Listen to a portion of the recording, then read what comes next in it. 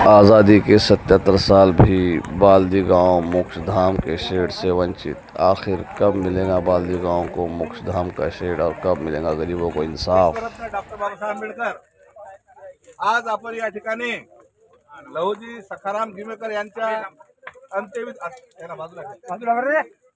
अंत्यविधीला आपण या ठिकाणी सगळेजण गावकरी समस्त या ठिकाणी उपस्थित आहोत। या ठिकाणी सगळ्यांनी या ठिकाणी श्रद्धांजलीच्या कार्यक्रमासाठी सगळ्यांनी एकोपा ठेवून सगळ्या गावकऱ्यांनी या ठिकाणी सहकार्य केलं, त्याबद्दल प्रथमतः सगळ्या गावकऱ्यांचे या ठिकाणी आभार। या ठिकाणी कोपलवाड परिवारातर्फे मी सुद्धा माझ्या वतीने या ठिकाणी श्रद्धांजली अर्पण करतो। त्याचबरोबर आपण पाहतो की माझा जन्म झाला असून तेव्हापासून या ठिकाणी अंत्यविधीसाठी गावकऱ्यांतर्फे गावोगावी एक एक दोन दोन शेड झाले, परंतु या आपल्या गावामध्ये आतापर्यंत अंत्यविधीचा शेड नाही झाला। यासाठी आपणाला गावकऱ्यांनी सगळ्यांनी मागणी केली पाहिजे ग्रामपंचायतच्या आमसभेमध्ये, आणि हा ठराव जिल्हा परिषदला जाऊ द्या। आम्ही त्यासाठी ज्या काय करायचं ते करता येईल।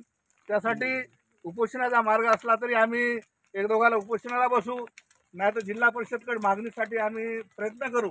कारण सगळ्यांनी ठरावासाठी अनुमोदन देणं गरजेचं आहे की आपल्या गावासाठी एक शेड दहन शेड आवश्यक आहे। कारण ही अनेक वेळा अशा परिस्थितीमध्ये सगळ्यांची अडचण झाल्या, भर पावसामध्ये लाकडं धुंडा पहा, ओल्या अशा परिस्थितीमध्ये किती अवस्था, जिवंतवणी त्रास, मेल्यानंतरही त्रास, अशा पद्धतीची अवस्था आपल्या गावासाठी आहे। तर यासाठी कुणीतरी आवाज उठवला पाहिजे।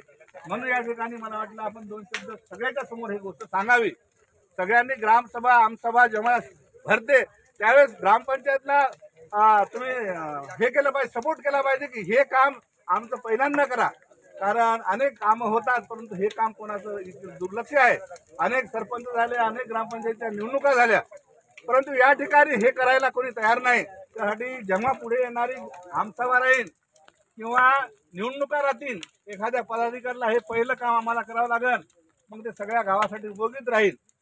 ही गोष्ट सगळ्यांनी ध्यानात ठेवावी। पुन्हा एकदा मी कोपलवाड परिवारातर्फे आणि गावकऱ्यांतर्फे मी या ठिकाणी श्रद्धांजली अर्पण करतो आणि माझे दोन शब्द या ठिकाणी संपवतो।